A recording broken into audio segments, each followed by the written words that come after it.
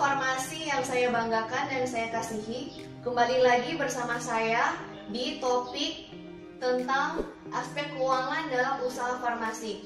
Topik kali ini masih berada di dalam mata kuliah manajemen farmasi di semester 4 dengan jumlah SKS sebanyak 2 SKS.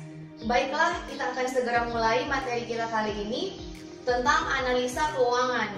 Mengapa kita perlu menganalisa keuangan di dalam usaha farmasi? Karena analisa keuangan bertujuan untuk mengetahui keadaan perusahaan, di mana kita bisa melihat apakah perusahaan tersebut mendapatkan keuntungan atau malah mendatangkan kerugian.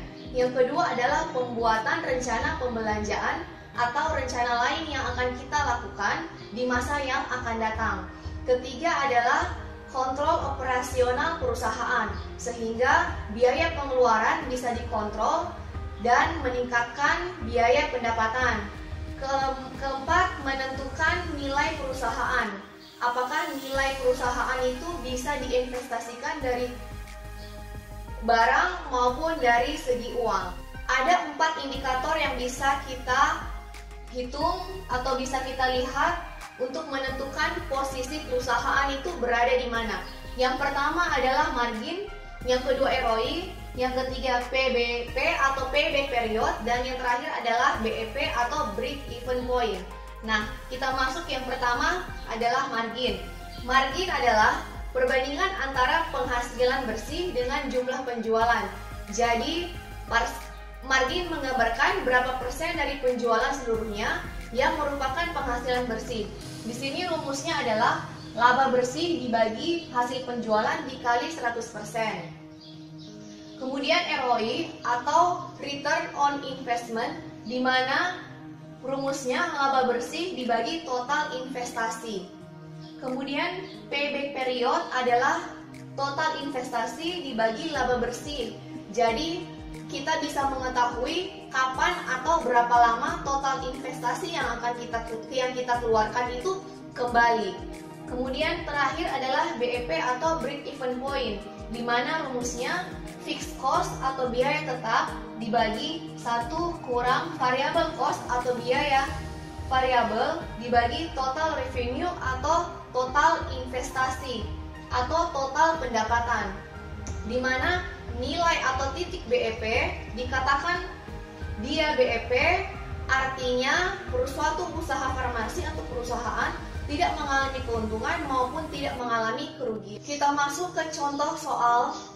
Yang pertama tentang margin. Di sini kalian bisa lihat di papan tulis, misalnya hasil penjualan apotek X 10 juta rupiah. Kemudian dikurangi biaya-biaya yang dikeluarkan setiap bulan, misalnya harga pokok penjualan obat sebesar 3 juta rupiah. Kemudian dibayar gaji karyawan sebanyak 2 orang sebesar 2 juta rupiah. Sedangkan sewa gedung dan operasional sebesar 2 juta rupiah. Jadi hasil penjualan dikurangi biaya yang dikeluarkan tiap bulan yang harus kita bayar. Totalnya kalau sudah dikurangi sebesar 3 juta rupiah. Pajak 10% 300.000, sehingga pendapatan bersih 2.700.000. Bagaimana cara menghitung margin? Kita bisa lihat di papan rumus penghitung margin. Rumusnya laba bersih dibagi hasil penjualan kali 100%. Margin sama dengan 2.700.000 dibagi 10 juta rupiah dikali 100% sama dengan 27%. Artinya 27% merupakan persen keuntungan dari keseluruhan total penjualan yang didapat oleh apotek X tersebut. Baiklah, kita masuk ke contoh perhitungan ROI dan payback period. Di sini kita sudah melihat contoh soal, misalnya total modal apotek X sebesar 200 juta rupiah. Biaya pengeluaran tahun pertama sebesar 250 juta rupiah. Dan proyeksi pendapatan keuntungan tahun pertama sebesar 300 juta rupiah. Nah, bagaimana cara kita menghitung ROI dan payback period? Kita harus mencari tahu terlebih dahulu mengenai laba atau pendapatan tahun pertama, di mana laba adalah pendapatan dikurangi pengeluaran. Jadi 300 juta rupiah dikurangi 250 juta sama dengan 50 juta rupiah, dikurangi pajak 10%,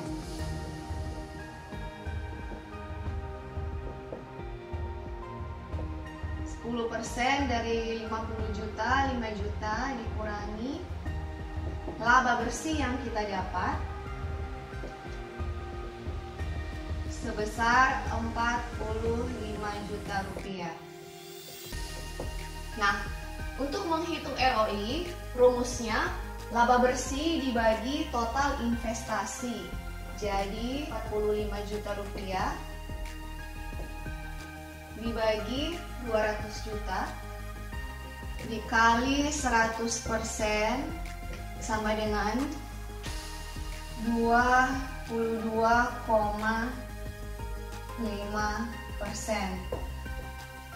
ROI 22,5% artinya perusahaan bisa mendapatkan keuntungan sebanyak 22,5% dari total investasi atau total modal yang dikeluarkan.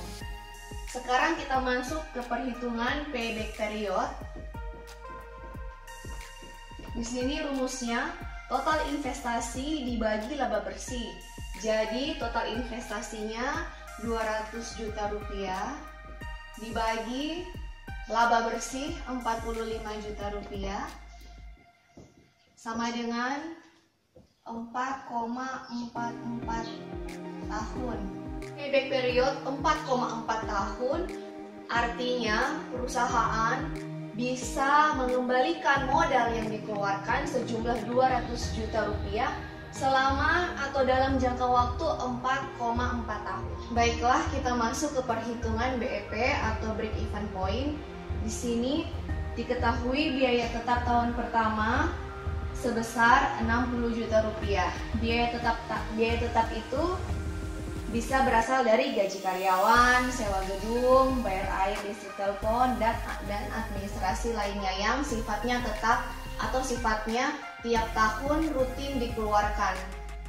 Kemudian biaya variabel sebesar 200 juta rupiah. Biaya variabel di sini adalah biaya yang jumlahnya berbeda-beda yang dikeluarkan. Misalnya pembelian obat, pembelian alkes, dan termasuk di dalamnya yaitu biaya tetap tahun pertama.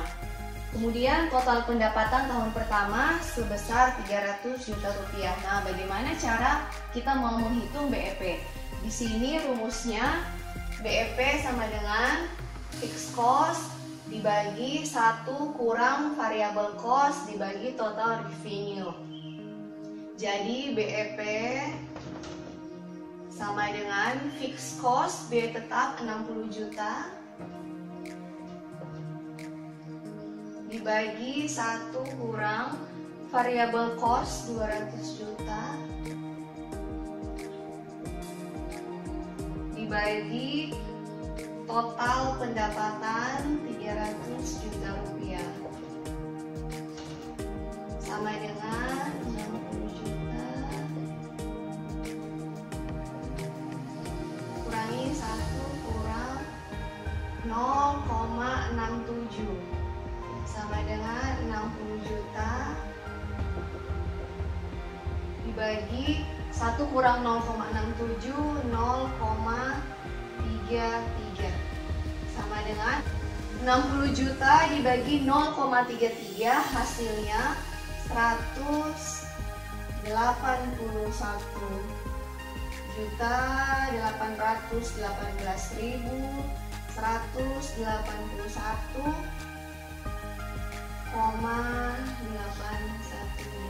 sekian per tahun.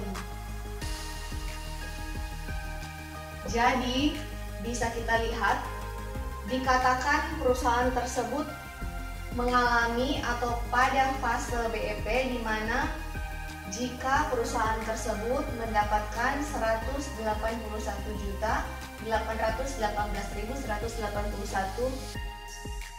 sekian rupiah